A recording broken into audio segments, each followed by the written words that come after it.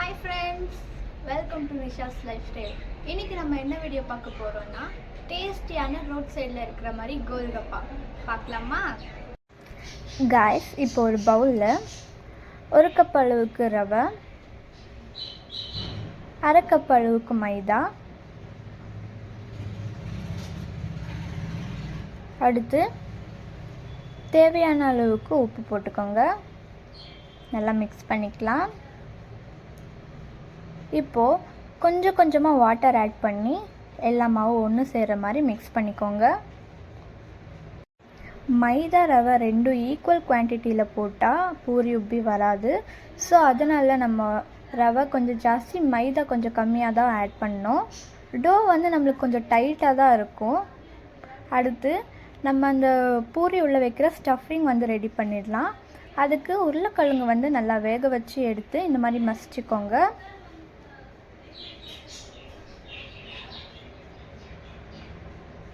அடுத்து கொண்டக்கடலை வேக வச்சு வச்சுருக்கேன், அதுவும் ஆட் பண்ணிவிட்டு அதுவும் ஒன்று பாதியமாக மசிச்சு எடுத்துக்கோங்க. அடுத்து ஒரு 2 வெங்காயத்தை பொடியாக நறுக்கி ஆட் பண்ணிக்கோங்க. அரை ஸ்பூன் காஷ்மீரி மிளகாய்த்தூள், 1/4 ஸ்பூன் சாட் மசாலா போட்டு நல்லா மிக்ஸ் பண்ணிக்கோங்க. அடுத்து இந்த கோல்கப்பாவில் ஒரு புளிப்பான சட்னி ஒன்று ஊற்றி குடிப்பாங்கள்ல, அது எப்படி பண்ணுறதுன்னு பார்த்துடலாமா?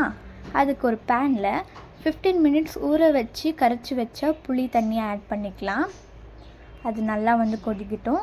அடுத்து வந்து ஒரு 2 டேபிள் ஸ்பூன் அளவுக்கு நாட்டு சர்க்கரை ஆட் பண்ணியிருக்கேன். உங்கள்கிட்ட வெல்லம் இருந்தால் வெல்லமும் நீங்கள் ஆட் பண்ணிக்கலாம். 4லேருந்து 5 டேட்ஸ் வந்து ஆட் பண்ணிக்கோங்க. இப்போ இது நல்லா வந்து கொதிக்கட்டும். நல்லா அது வந்து சுண்டி வரணும், அந்த அளவுக்கு வந்து ரெடி ஆகணும்.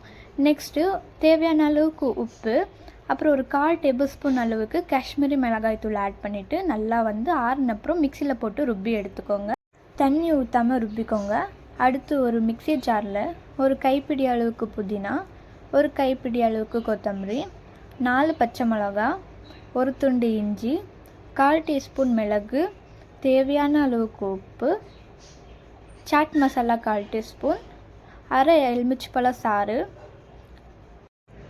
காய்ஸ், அவ்வளோதான் ஆயிடுச்சு. இப்போ அரைச்சி எடுத்துக்கலாம். இப்போ ஒரு பாத்திரத்தில் அரைச்சி வச்சதை ஆட் பண்ணிவிட்டு எவ்வளோ தேவையோ அந்த அளவுக்கு தண்ணி ஊற்றிக்கோங்க. அவ்வளோதான், நம்ம பானி வந்து ரெடி ஆயிடுச்சு. இப்போ அடுத்து நம்ம பூரி போட்டுடலாம். இப்போது மிக்ஸ் பண்ணி வச்ச பூரி ஊறிடுச்சு. அந்த டோ வந்து ரொம்ப வந்து ஹார்டாக இருக்கும். இப்போ 2 பார்ட்ஸாக நான் வந்து பிரிச்சுக்கிறேன். இப்போ அடுத்து வந்து நம்ம பூரி போடுவோம் இல்லையா, அந்த மாதிரி வந்து தேய்ச்சிக்கலாம். ரொம்ப தப்பமும் இல்லாமல் மெலிசும் இல்லாமல் தேய்ச்சிக்கலாம். இப்போது என்கிட்ட வந்து கட்டர் இல்லாததுனால நான் வந்து கிளாஸ் உள்ள வச்சு கட் பண்ணி எடுத்துக்கிறேன். உங்கள்கிட்ட கட்டர் இருந்துச்சுன்னா நீங்கள் கட் பண்ணி கூட எடுத்துக்கலாம். இப்போ ஆயில் வந்து ஹீட் ஆகிடுச்சு, நம்ம போட்டு பொரித்து எடுத்துக்கலாம். பாருங்கள், போட்ட உடனே இந்த மாதிரி பபுள்ஸ் வருது. நம்ம பூரி நல்லா உப்பி வரும்னுட்டு அர்த்தம். இந்த மாதிரி பபுள்ஸ் வந்துச்சுன்னா பாருங்கள், போட்ட உடனே அது ஒரு ஃபியூ மினிட்ஸ் விட்டு மேலே வரும் அதுவே. அப்புறம் நம்ம திருப்பி திருப்பி போட்டு பொரித்து எடுத்துக்கலாம். பாருங்கள் எவ்வளோ சூப்பராக உப்பி இருக்குன்னுட்டு. நல்லா 2 பக்கமும் கோல்டன் ப்ரௌன் ஆனப்புறம் எடுத்துடலாம். இதே மாதிரி எல்லா பூரியும் போட்டு எடுத்துக்கலாம். நெக்ஸ்ட் இப்போ வந்து டேஸ்டிங் டைம். இப்போது அந்த பூரியில் நம்ம ஸ்டஃபிங் செஞ்சோம் இல்லையா, பொட்டேட்டோ ஸ்டஃபிங், அதிலேருந்து கொஞ்சமாக வச்சுக்கலாம்.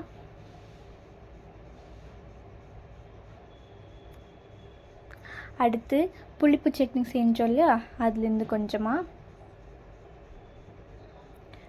இது வந்து ஆப்ஷனல் தான், நான் வந்து வேக வச்ச கொண்டக்கடலை ஆட் பண்ணியிருக்கேன். இப்போ பானி ஊற்றி எங்கள் அம்மாவுக்கு டேஸ்டிங்கு கொடுக்கலாம். அவங்க ரியாக்ஷன் பார்க்கலாம் எப்படி இருக்குன்னுட்டு.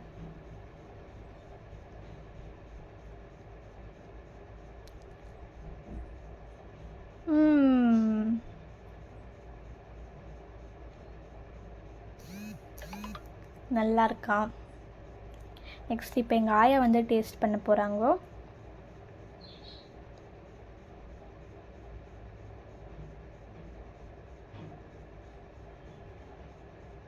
எங்கள் ஆயாவும் நல்லா இருக்குன்னு சொல்லியிருக்காங்க.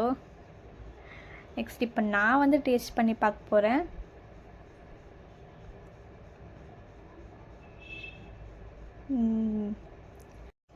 நல்லா இருந்தது. நீங்களும் வீட்டில் இதை ட்ரை பண்ணி பாருங்கள். உங்களுக்கு இந்த வீடியோ பிடிச்சிருந்தா லைக் பண்ணுங்கள், ஷேர் பண்ணுங்கள், கமெண்ட் பண்ணுங்கள். மறக்காமல் சப்ஸ்கிரைப் பட்டனை கிளிக் பண்ணிவிடுங்க. தேங்க்ஸ் ஃபார் வாட்சிங். பாய்.